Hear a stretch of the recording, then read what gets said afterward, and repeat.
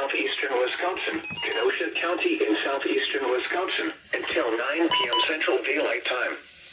At 6:04 p.m. Central Daylight Time, Doppler radar indicated thunderstorms producing heavy rain across the warned area. Up to 1 inch of rain has already fallen, and an additional 1 to 2 inches is expected over the next hour or two. Flash flooding is expected to begin shortly.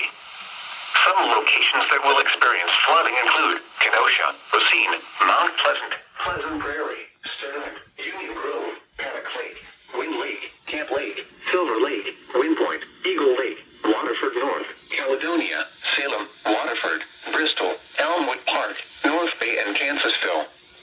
Turn around. Don't drown when encountering flooded roads.